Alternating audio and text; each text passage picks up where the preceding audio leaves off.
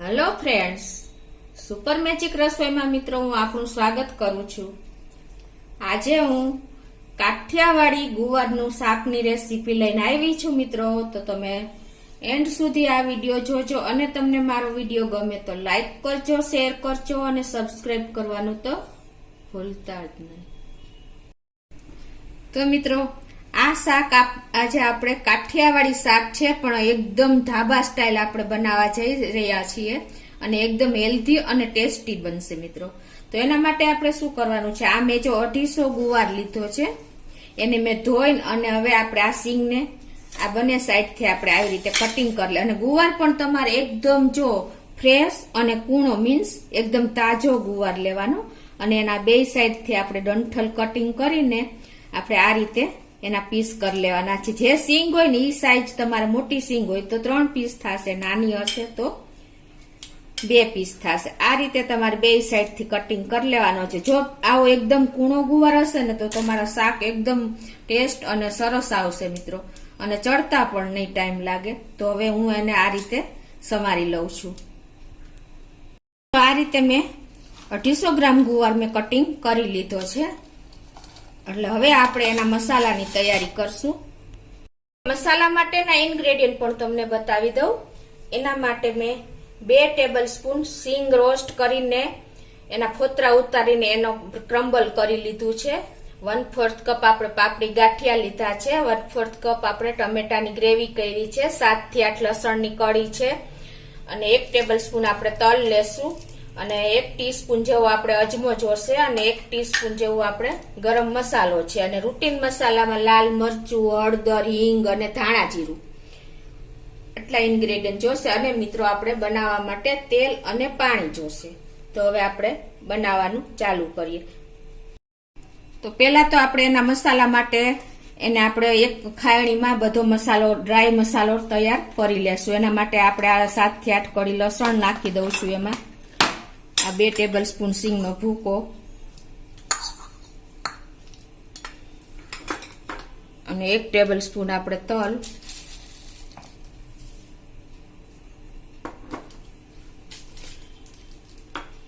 અને આપણે આ પાપડી ગાંઠિયા લીધા છે 1/4 કપ એ નાખી દેશું। અને હવે આને આપણે આ રીતે દસ્તાથી એકદમ ક્રમ્બલ ભૂકો કરી લેશું ડ્રાય।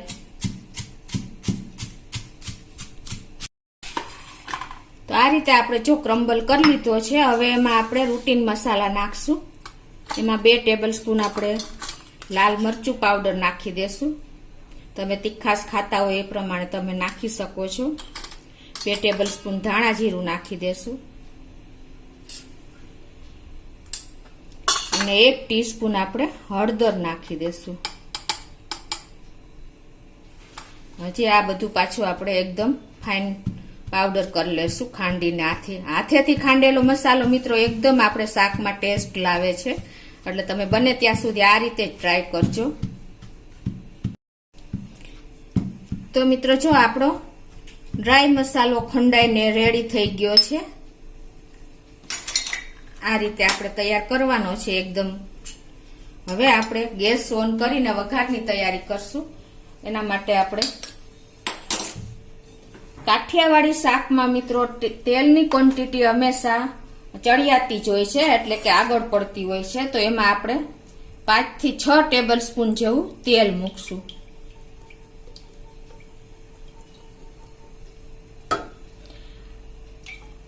આ તેલ હવે આપણે ગરમ થાય એટલે એમાં મસાલા કરશું। તો તેલ ગરમ થઈ ગયું છે, એમાં આપણે 1 ટીસ્પૂન જેવી રાઈ નાખશું,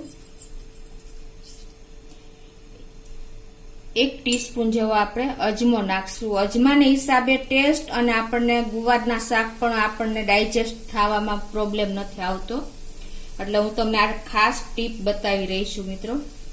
અને હવે આપણે પિંચ જેટલી હિંગ નાખશું,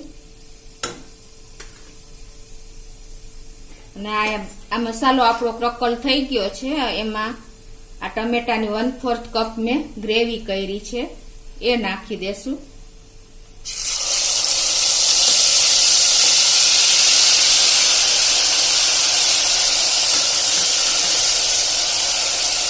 અને ગેસની ફ્લેમ મિત્રો આપણે સ્લો ટુ મીડિયમ રાખશું અને આને આપણે હવે 1 મિનિટ ખાવા દેશું, તેલ છૂટું પડે ત્યાં સુધી.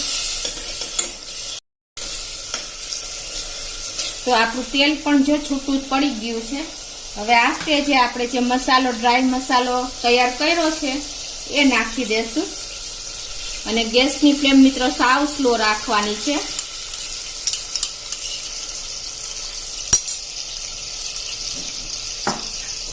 અને આને પણ આપણે આની સાથે સરસ મિક્સ કરી લેશું.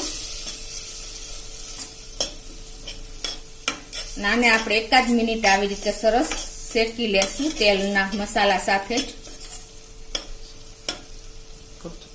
હવે જો 1 મિનિટ સાંતળ્યા પછી આપણે આમાં અડધો કપ જેવું પાણી નાખી દેશું. એ આપણે મિક્સર જારમાં ટમેટા ક્રશ કર્યા હતા એ જ પાણી નાખી દેશું.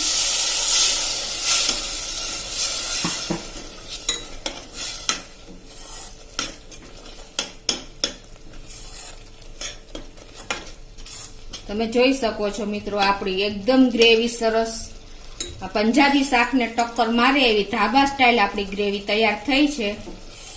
એનું લુક જોવો, એનું ટેક્સચર જોવો તમે મિત્રો. અને આપણું તેલ પણ જો છૂટું પડવા આવ્યું છે. ગેસની ફ્લેમ એકદમ સ્લો રાખવાની છે. હવે આ સ્ટેજે આપણે એમાં જે ગુવાર સમાર્યો છે ને એ એડ કરી દેશું.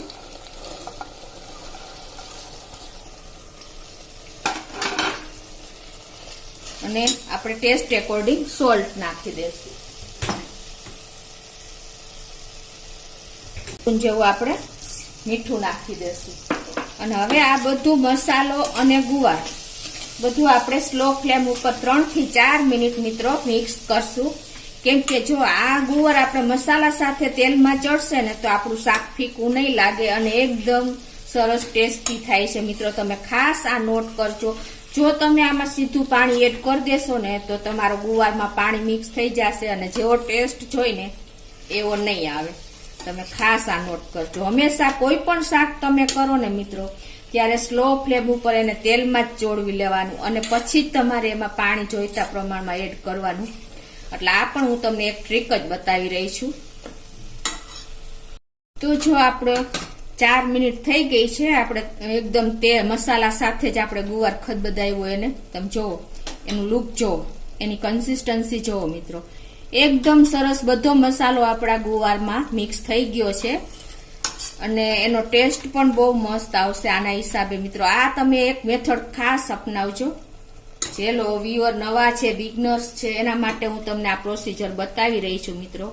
હવે આમાં આપણે 1 ટેબલ સ્પૂન જેવો ગરમ મસાલો નાખશું અને એને પણ આપણે સરસ મસાલામાં મિક્સ કરી લેશું.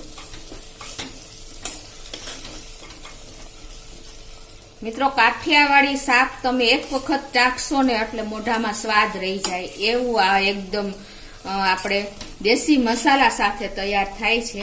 હવે આપણે ગેસની ફ્લેમ થોડીક મીડિયમ કરી નાખવાની છે અને આ સ્ટેજે આપણે 1/4 કપ જેવું પાણી નાખી દેશું.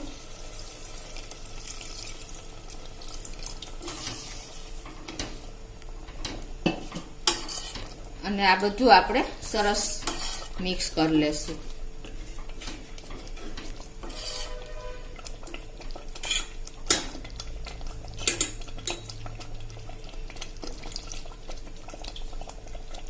હવે મિત્રો ગેસની ફ્લેમ મીડિયમ રાખીને આપણે 3 થી 4 વિસલ કરવાની છે. લીડ બંધ કરીને કુકરનું 4 વિસલ થઈ ગઈ છે અને કુકરનું પ્રેશર પણ રિલીઝ થઈ ગયું છે. તો આપણે કુકર ખોલી લઈએ. તમે જોઈ શકો છો મિત્રો એકદમ આપણે ધાબા સ્ટાઇલ એકદમ પંજાબી જેવું આપણે ગુવારનું કાઠિયાવાડી શાક તૈયાર થયું છે. જુઓ તમે એનું ટેક્સચર જોવો, તમે એની કન્સિસ્ટન્સી જોવો મિત્રો. છે ને જોતા જ મોઢામાં પાણી આવી જાય એવું આપણું શાક તૈયાર થયું છે. તો હવે આપણે એને સર્વ કરી દઈએ.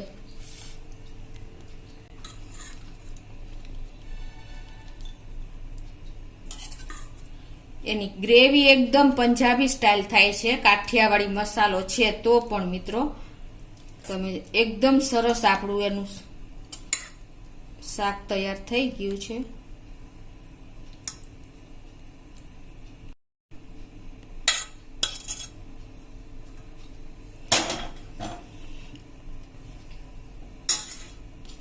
તો મિત્રો આપણું ગુવારનું ધાબા સ્ટાઇલ શાક રેડી થઈ ગયું છે. તો આપણે કોઈ પણ ગેસ્ટ આવ્યા હોય કે ક્યારેય આપણને આવું ગ્રેવી વાળું શાક ખાવાનું મન થાય તો મિત્રો તમે ચોક્કસ આ રીતે ટ્રાય કરજો.